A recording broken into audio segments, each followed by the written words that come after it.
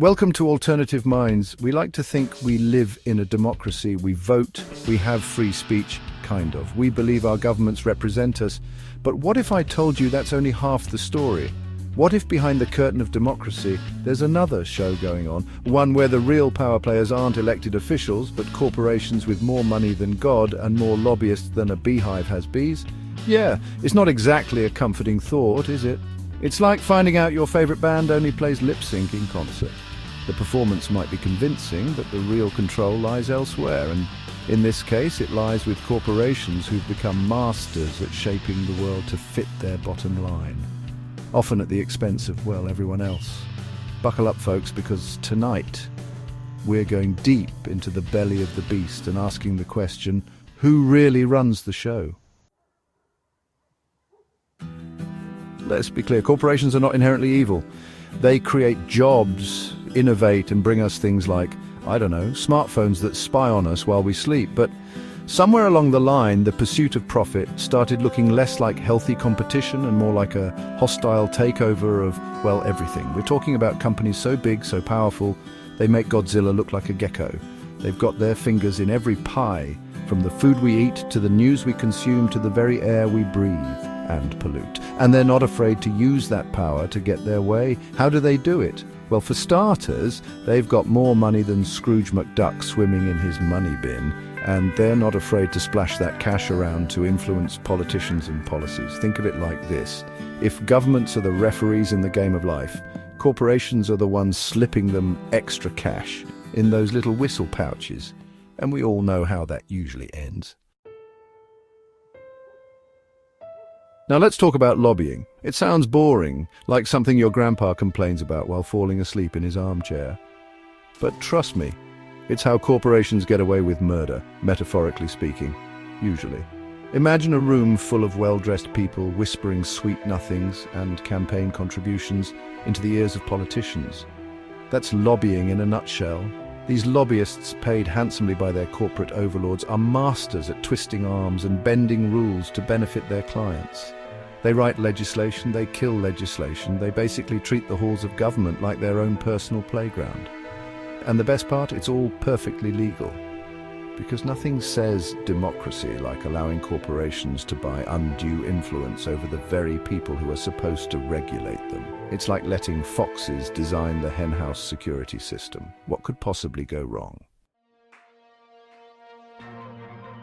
Ever notice how politicians often retire and then magically reappear as high-paid consultants or board members for the very industries they used to regulate? It's like witnessing a caterpillar transform into a slightly less attractive but much richer butterfly. This, my friends, is the revolving door of influence. It's a cozy little system where people move seamlessly between government and corporations, blurring the lines between public service and private gain. It's enough to make your head spin faster than a lobbyist's expense account at a steakhouse. And then there are the golden handshakes.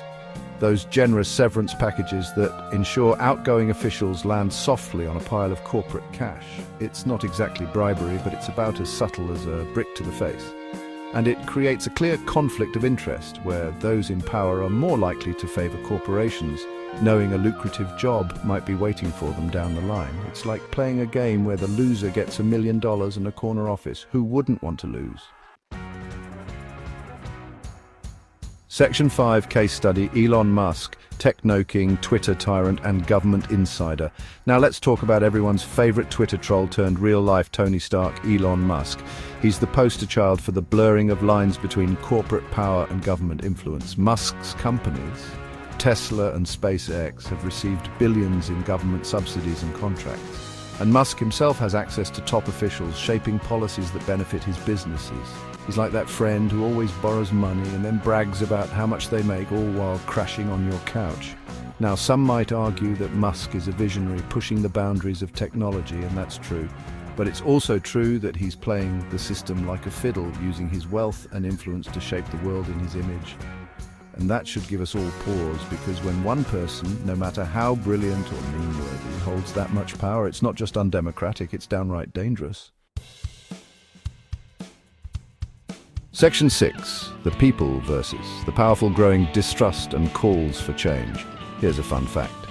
Most people don't like it when corporations and the ultra-wealthy rig the system in their favor. Shocking, I know.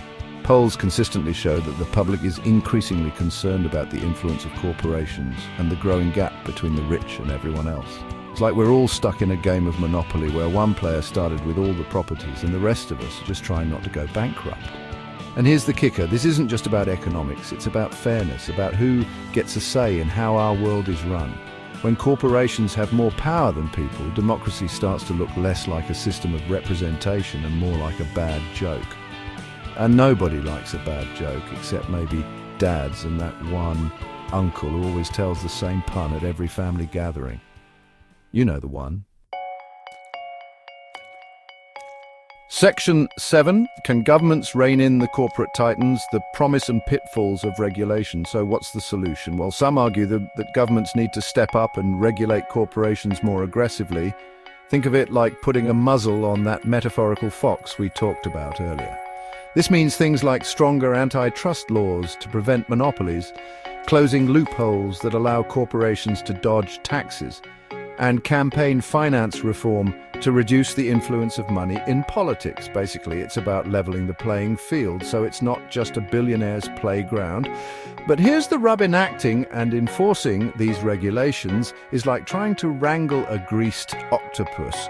Corporations have armies of lawyers and lobbyists who are experts at finding loopholes and delaying tactics. It's a constant game of cat and mouse, and frankly, the cat is looking a little sluggish these days. Section 8, power to the people, literally, cooperatives and the case for economic democracy. So, if governments can't or won't rein in corporate power, what's the alternative? Well, one increasingly popular idea is to give power back to the people, literally. No, I'm not talking about some anarchist utopia where everyone lives in tree houses and barters for tofu, though honestly that doesn't sound half bad. I'm talking about cooperatives, businesses owned and run by their members. Whether it's the workers, the consumers, or the community, it's like the democratic version of capitalism, where profits are shared and everyone has a say. Cooperatives are already making waves in industries like agriculture, healthcare, and even banking. They're proof that you can have successful businesses that prioritize people and planet over profit. And while they're not a silver bullet, they offer a glimpse of a more equitable and democratic future, one where the economy works for everyone, not just the few at the top. Section 9. Conclusion, a call to action. Because this isn't a spectator sport. So there you have it, the not-so-pretty truth about who really runs the show. It's easy to feel powerless in the face of such entrenched corporate influence, but remember this, apathy is a luxury we can't afford. This isn't a spectator sport, folks. We all have a role to play in reclaiming our democracy and building a more just and equitable world. Support businesses that align with your values, contact your elected officials and demand change, and most importantly, don't be afraid to raise your voice and speak out against corporate greed and overreach. Remember, the squeaky wheel gets the grease, and right now our democracy needs a whole lot of greasing. Please subscribe to the channel for more mind-bending content.